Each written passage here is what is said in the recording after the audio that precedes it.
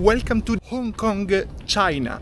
In this video we are gonna explore one of the most developed places on this planet, and also we are gonna speak about a few controversial topics. But in the meantime, let's quickly go grab some food.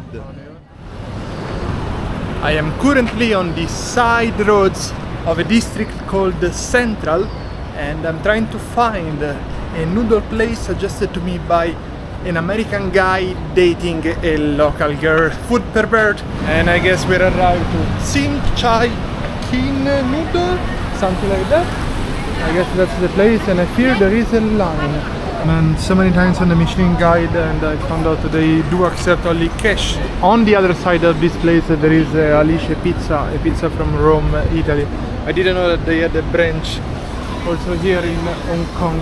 I am super glad that Hong Kong still has local markets. At some point the British colonizer, they made a law to kill all the street food in Hong Kong. They wanted everyone to be clean inside the malls and so on, but a few shops did survive, and I'm super glad for it. Morning, Gotten. One of the few street food stalls that survived. The only way for them to survive was to pass the license from father to son. Most of the shops died because they couldn't sell the license, or they couldn't find a son to work for them. No line, maybe we got lucky.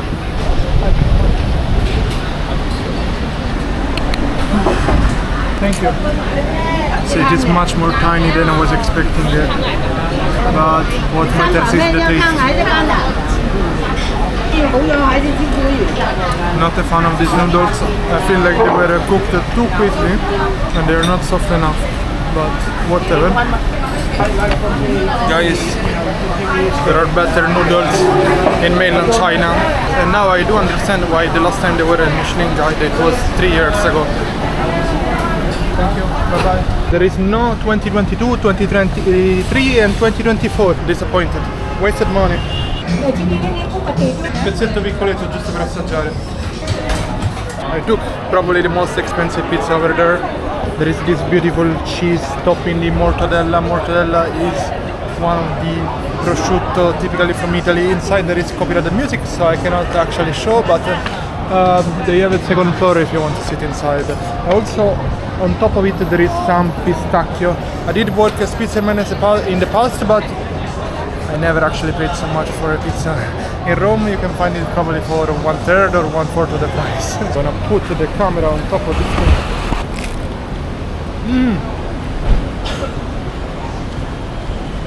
The taste hits you immediately.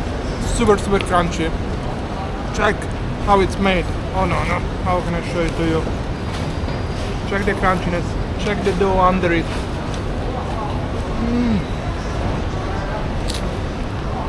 Wow. I think everyone should be trading noodle plates for this high quality street food pizza from Rome, Italy. Check this out. You can see it, the female toilet, and then if we go over there, is written all gender toilet. Hong Kong, compared to the rest of Asia, is very woke. Whole gender toilet. Never seen such a writing before in my life. Another thing I noticed about Hong Kong is that on the streets, the majority of the people you're gonna meet are mainland China tourists, at least in this area of the city, and then lots of Filipino workers. They are all trying to bring a massive salary at home. By the way, I suggest you to never visit the south of China in summer. You're gonna sweat the entire time. Unless you love spending the entire vacation inside the mall. Oh my gosh, come in other months, it's absolutely crazy how much you're gonna sweat. Another thing I noticed is that to spot a local, therefore a person born in Hong Kong, you need to check for people who are dressed up properly. Usually is by wearing a polo or an elegant shirt. And another common thing I noticed for all these people that they are actually from Hong Kong is they have a very light skin color. They are Asians, but they are having a very white skin colors, and I bet it's maybe because they spend the entire day inside the office. Now, I might be wrong, but these are my first personal impressions of Hong Kong.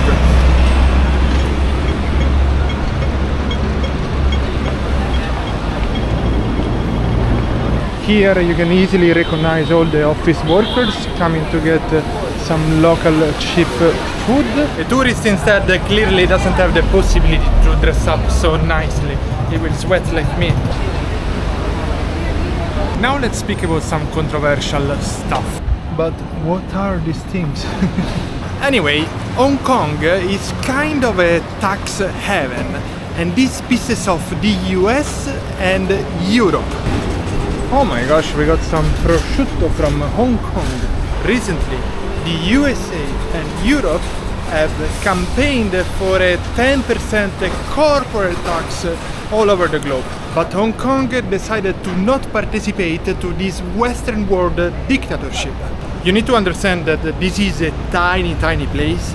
It needs money from abroad to survive. And by the way, if you start a local business in Hong Kong, like a shop, they will tax you normally like in the rest of the planet. But if you start an online business and all the money come from abroad, in that case they are not gonna tax you on foreign income. This totally didn't sit well with the US. So a few years ago, President Biden had the new rule to punish all the YouTubers or all the foreign online businesses that wanted to set up a company in Hong Kong.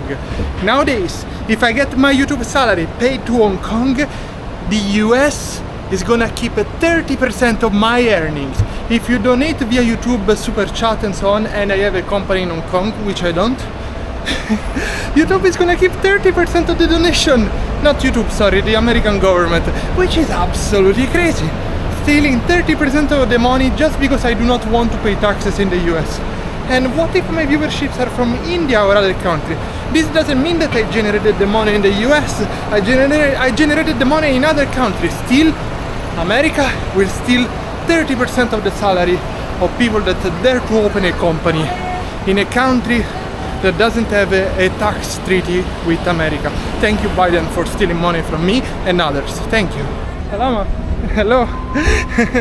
By the way, you know who else gets published by this stupid rule?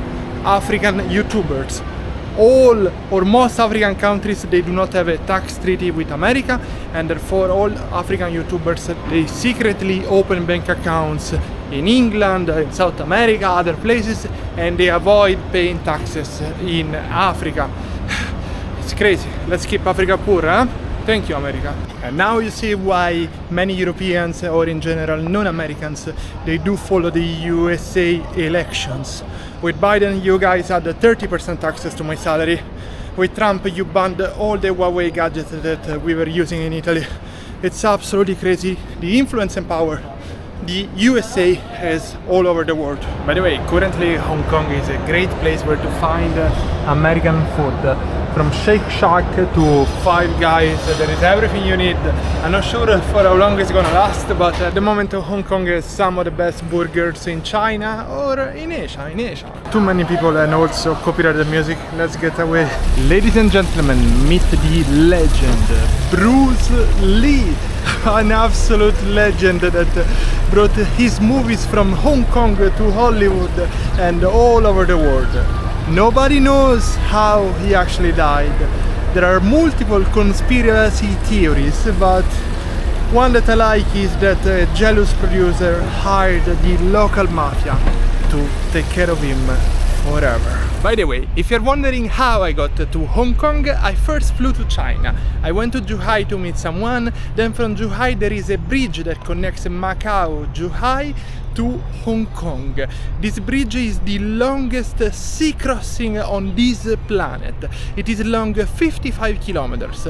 First you show the passport to get out from mainland China, then you take a bus that crosses the sea, goes under the sea and reaches Hong Kong. I do not remember the price of the bus, but I let it appear here on the screen, and it was super worth it. Once you reach Hong Kong, you show the passport again and they let you in. It is so fast that many people that live in Zhuhai, they can work in Hong Kong daily. They do commute because the salaries in Hong Kong are much higher than in mainland China, and also the salaries in Macau are much higher than in mainland China.